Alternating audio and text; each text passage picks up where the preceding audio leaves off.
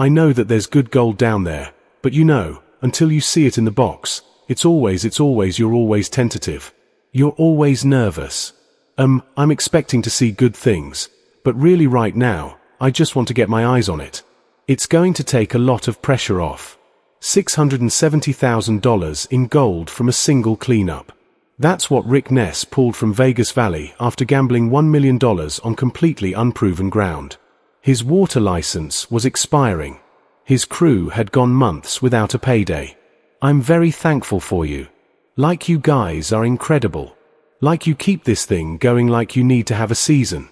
One more failed weigh-in and everything Rick had built in the Yukon would be gone. But what happened in that gold room would change everything and prove that sometimes the biggest risks deliver the biggest rewards. The gamble. The Yukon doesn't care about your dreams. It doesn't care about your mortgage payments, your cruise families, or the sleepless nights you've spent, music, wondering if you made the right call. The gold is either there or it isn't. And for music, Rick Ness, everything was riding on a 160-foot hole in the ground called Vegas Valley. This is the kind of gold, you know, that we're pulling out of Rally Valley.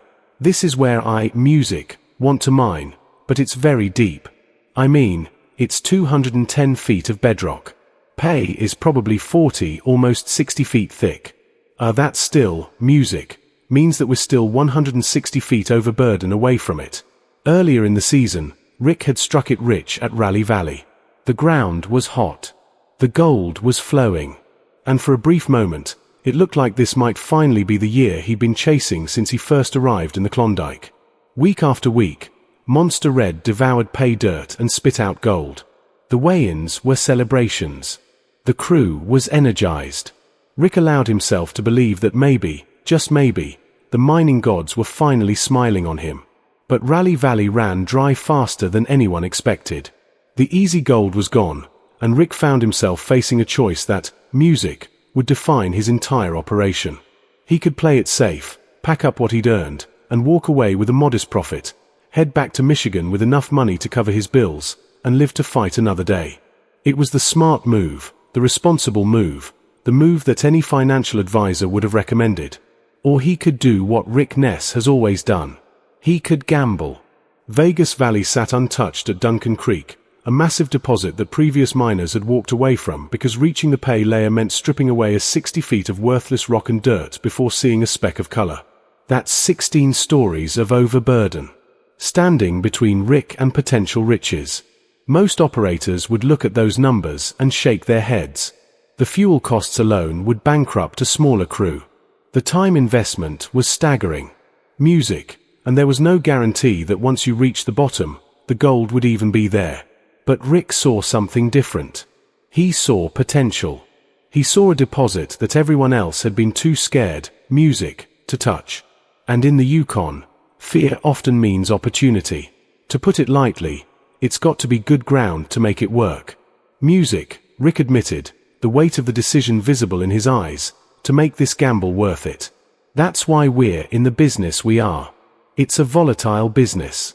Volatile doesn't begin to describe it.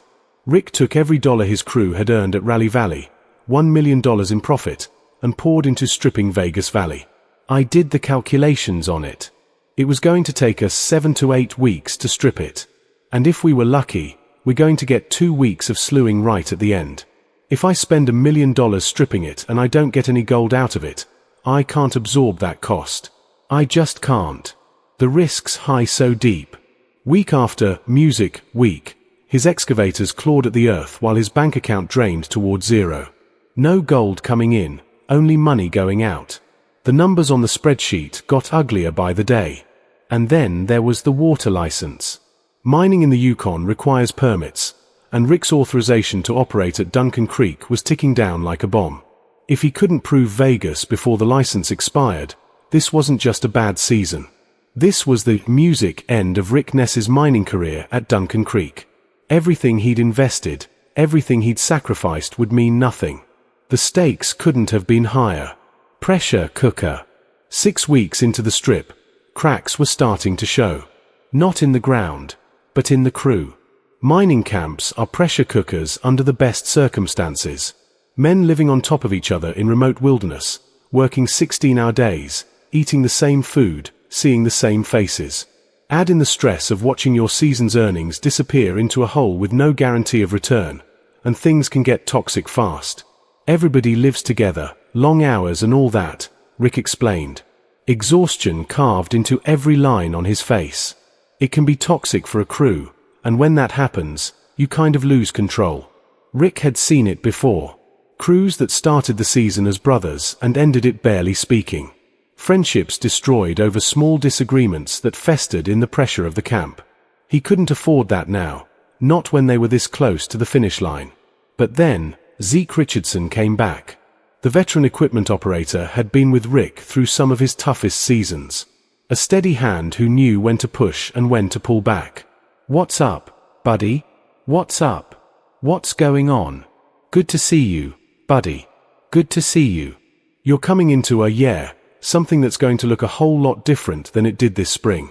His return injected new life into the operation at exactly the moment Rick needed it most. Zed didn't come back looking for glory.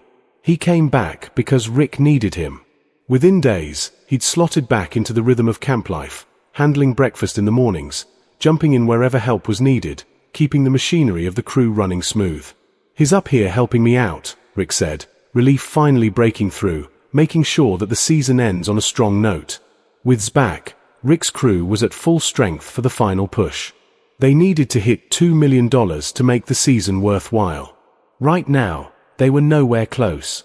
But for the first time in weeks, Rick felt something he'd almost forgotten. Hope.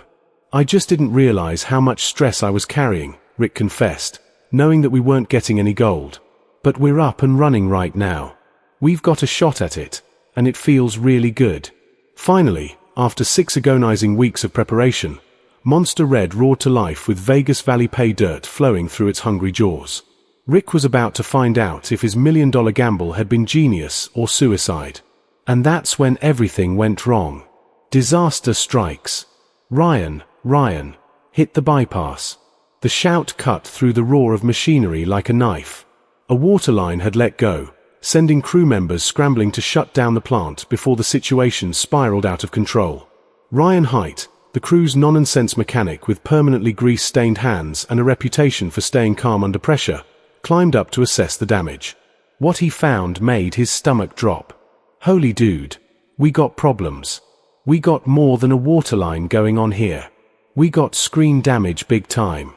A massive rock had punched through Monster Red's top screen deck like a cannonball through paper, and the damage had cascaded downward in brutal fashion. 6 holes in the lower screens. Each one represented gold slipping through money falling through the cracks while the clock kept ticking toward winter.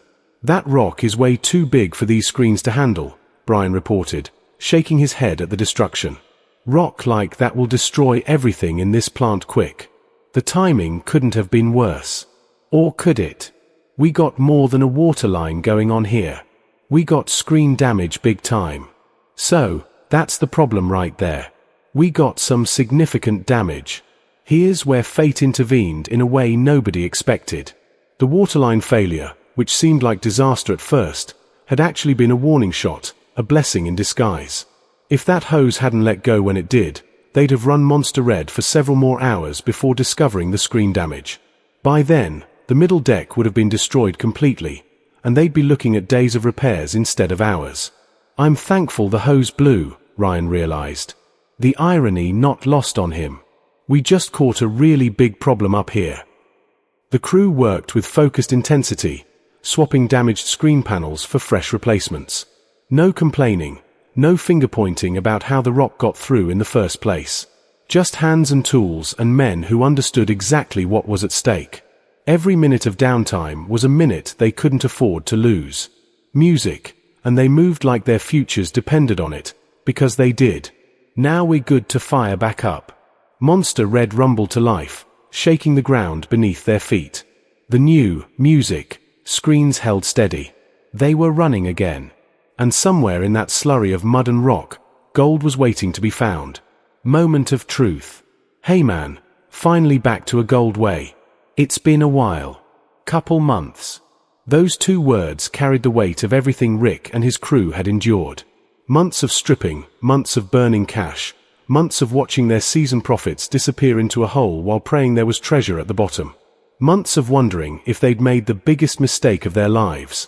Rick gathered his crew around the gold room. The tension thick enough to cut with a knife.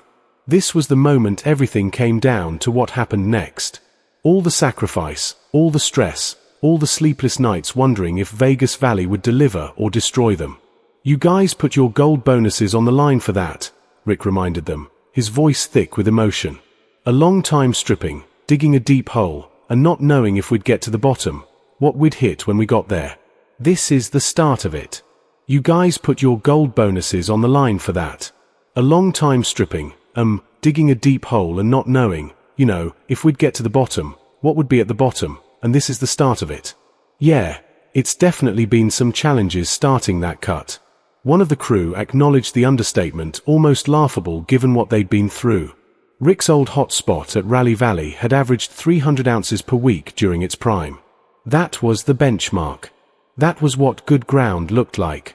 For Vegas Valley to justify the $1 million gamble, Rick needed to see at least 200 ounces from this first cleanup.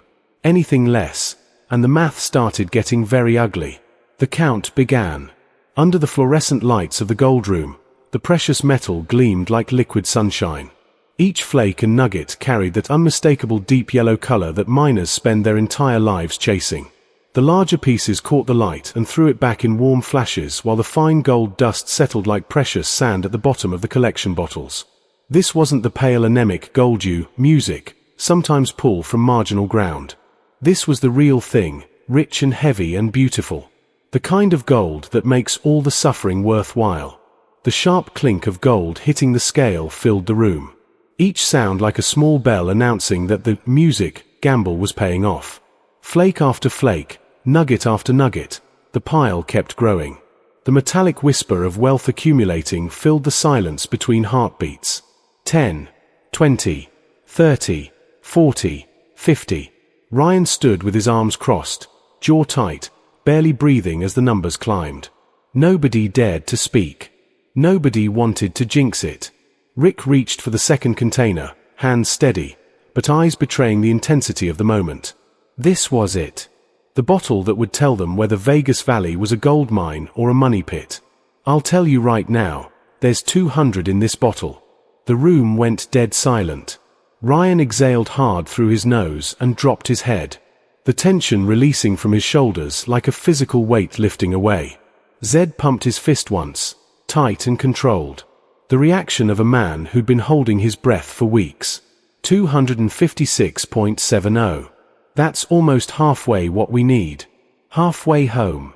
Worth over $670,000. Tell you right now, there's 200 in this bottle. Yeah, that's almost halfway what we need. Halfway home. Nobody spoke for a long moment.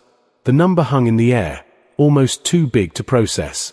More than $500,000 from a single cleanup. The Vegas Valley gamble hadn't just paid off. It had delivered beyond anyone's wildest expectations. Then Rick broke the silence, his music, voice cracking with emotion. "Take that all day. That's what we dug all that dirt for, boys. That's over $500,000 for one run." He paused, looking at the men who had stuck with him through the uncertainty, the equipment failures, the crushing pressure of watching their future hang in the balance. These men had trusted him when he asked them to bet everything on unproven ground. They deserved to know how much that meant. "If I don't say it, I'm very thankful for you. You guys are incredible. You keep this thing going."